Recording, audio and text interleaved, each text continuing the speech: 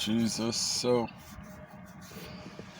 Francis Chan has a video talking to kids, saying how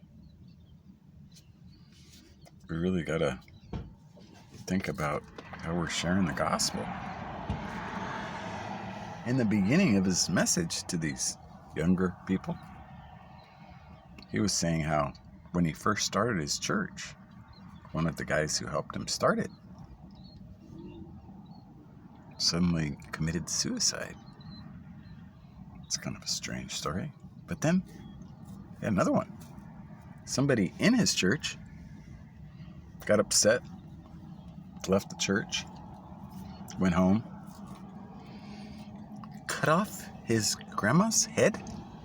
Whoa, that's a little wild story for kids. He's saying how we need to work on how we teach the gospel. So it was quite a wild show, but Crazy Love was quite a book. I did read it, and it sounded really good, but it had a little fear-mongering hinting in there. It sounded really beautiful, and then there's this little stuff about hell's coming. Really? 7 Dead Seas coming, hellfire coming. See hell for people, but hey,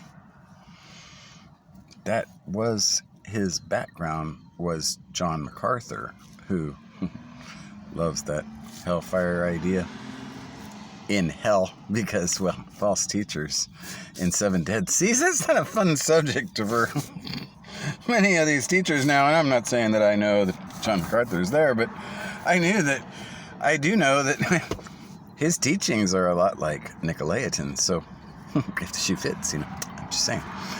And the other thing that's really interesting about Francis Chan is that he was saying all this stuff about how we need to preach right, but he didn't talk about how Jesus said that the houses of prayer had become dens of thieves with Pharisees, and how they were proselytizing to make twice the sons of hell as themselves. And gee, if you're presenting the fruit of your church, Francis, as causing suicide and wild murder of grandmas, it's not really something I'd want to be like presenting to kids and then talk about my new evangelization techniques like proselytizing. So beware, some of these guys, I never knew about Francis Chan. I did know somebody that was in his program for a while and even started a home church thinking he was on the same page, but I don't hear a lot of stuff about a coming king or kingdom in his preaching, but a lot of stuff about that Jesus. Oh, but he might not save you forever. Now he's starting to double think that one. It's a little foggy, his stuff.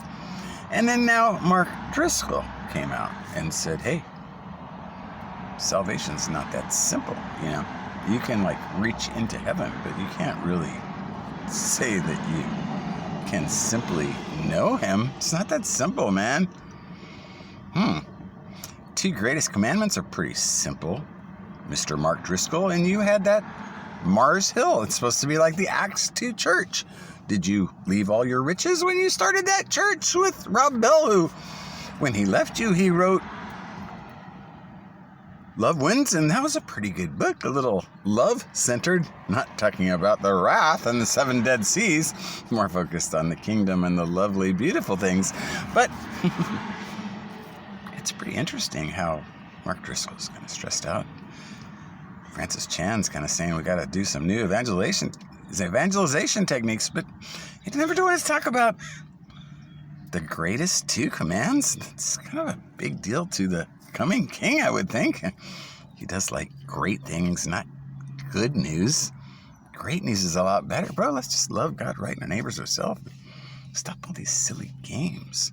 But, Francis, if you think you got it figured out, please do tell, because it sounds like you're trying to make a new horror movie or something with all these openings. What the heck? I know you're into drama with that Crazy Love book. It was wild, I'll give you that. But this Crazy Love it's like a new kind of crazy. I'm starting to wonder if it's insane, because I don't want to tell my kids about all the past weird deaths of fruit in my church? Sounds like you're presenting your rot. Is that like confessing your sin? I don't understand. Please do tell more about your statement of faith since you left John MacArthur and how that's all working out. And weren't you with, who's that? Prince. Prince. Yeah.